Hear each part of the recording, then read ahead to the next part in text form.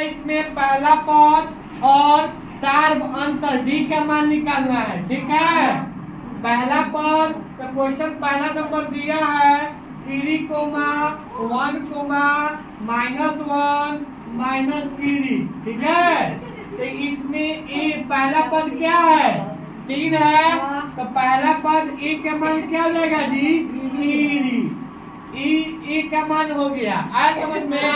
और डी का मान निकालना है तो डी का फॉर्मूला होता है A2 -A1 A2 A1।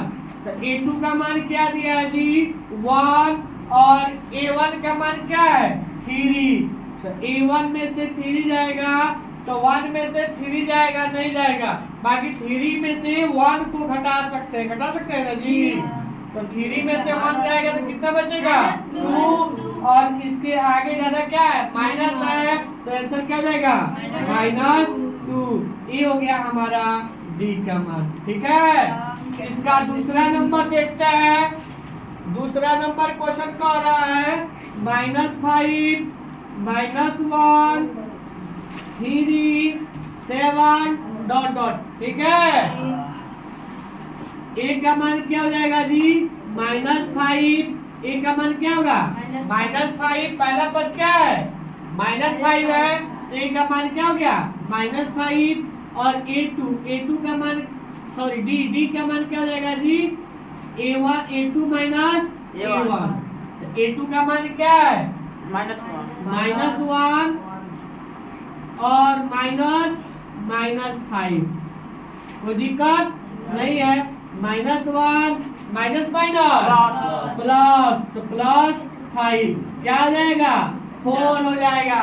क्या हो जाएगा जी 4 हो जाएगा। ठीक है, और यही हमारा डी का मान हो गया। हाँ, अब चलो यहाँ हम तीसरा नंबर क्वेश्चन देखते हैं। इसका तीसरा नंबर 3 का तीसरा नंबर में है -1 पॉइंट 1/3 5/9 1/3 5/9। उसके बाद दिया है 9/3 13/3 ... दिया है। ठीक है, अब चलो हम इसमें से ए का मान निकालते हैं। ए का मान पहला पद क्या है जी 1/3। ए का मान हो गया, हुआ कि नहीं हुआ। अब चलो डी का मान निकालते हैं। डी का मान निकालेंगे तो A2 -A1 D = A2 का मान क्या है 5/9 माइनस घटा देते हैं 1/3 को। एलसीएम निकालेंगे 9 हो जाएगा।